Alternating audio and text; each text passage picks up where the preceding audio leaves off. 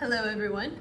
So today we're going to be talking about how to find conversion factors in story problems. A story problem is just a problem with quite a few words, so they're pretty common and it's really helpful to know what to look for if it's a problem that you could use conversion factors for. So we're first going to start by learning some signs that there's a conversion factor in your problem, and then we'll do 3 problems.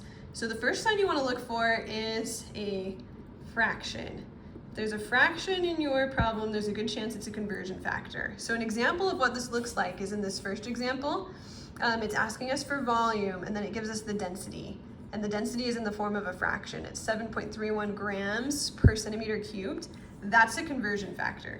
So fractions in problems are usually going to have a slash in them, and we'll talk about how we can turn those into conversion factors in just a second.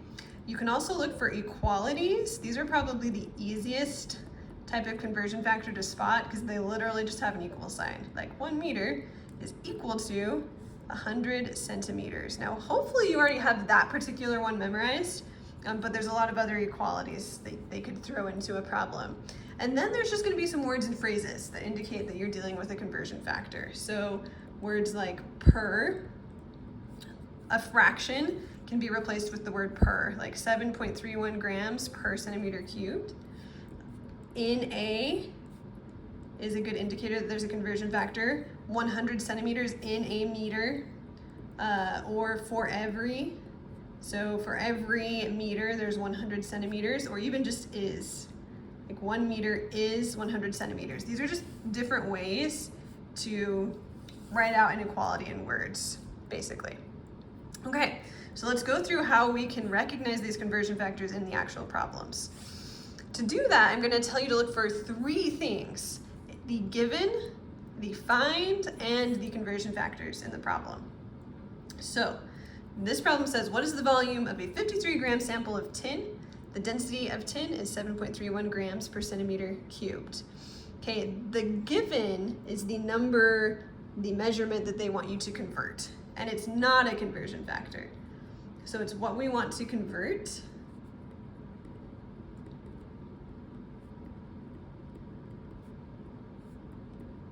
And it's not a conversion factor.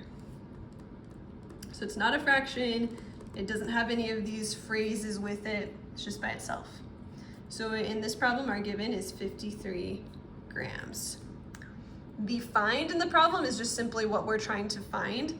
We're trying to find volume. We want to be more specific though. We want the units of volume. So in this problem, our density is 7.31 grams per centimeter cubed. So the volume that we're going to want to find would be in centimeters cubed. Other ways you could see volume would be milliliters, liters. Volume is the most, it has the most different ways that you can see the units. Mass is usually grams, maybe kilograms, maybe milligrams, but volume could be centimeters cubed or liters or milliliters. And then finally the conversion factors. So in this problem there's just one, it's that fraction, but we're gonna write it as an equality. 7.31 grams is equal to 1 centimeter cubed. Now I know there's not a 1 in front of the centimeter cubed, but anytime you have a slash like that, a fraction, there's actually an invisible 1 in front of the bottom part. So that's just saying 1 centimeter cubed weighs, well, has a mass of 7.31 grams. So now we just need to set up our problem. So we'll start with 53 grams, and then we want to cross out grams, so we'll need to put the 7.31 grams on the bottom. We also want to remember that we want the unit that we're finding to end up on the top. So we want 1 centimeter cubed to end up on the top, which is good because it needs to be on the top if grams is going to be on the bottom. We can quickly multiply across the top. Obviously that just gives us 53 centimeters cubed. We've still got that 7.31 on the bottom, so we divide those and we get 7.3 centimeters cubed. I did round that, and we'll talk about how we can round precisely at a different time, but for now 7.3 is a good place to round. Okay, next problem, you need 12 ounces of brown sugar for a recipe. If 1 ounce is 28.35 grams, there's an is, that's a conversion factor, and 1 cup of brown sugar is about 220 grams, how many cups should you use? So all of these numbers are involved in conversion factors. So our given is the 12 ounces, which I'm going to abbreviate as OZ. And then we are trying to find cups. And our conversion factors are going to be 1 ounce equals 28.35 grams. I can just convert that is to an equals. 1 cup equals 220 grams for brown sugar specifically. So let's start with 12 ounces with our given. And then let's cancel that out with 1 ounce, 28.35 grams. Now we want cups, so we need to cancel out grams. 220 grams is 1 cup. Now we can multiply across the top. If we do that, we'll get 340.2 cups. 220 on the bottom, and if we divide those, we will get 1.5 cups, which is a convenient amount of sugar.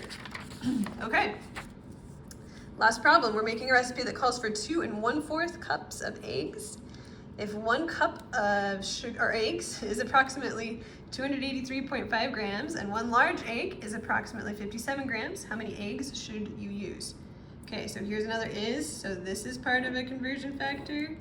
1 large egg is, that's a conversion factor. So we need to start with 2 1/4. Now it's gonna be easier to work with this fraction if we turn it into a decimal.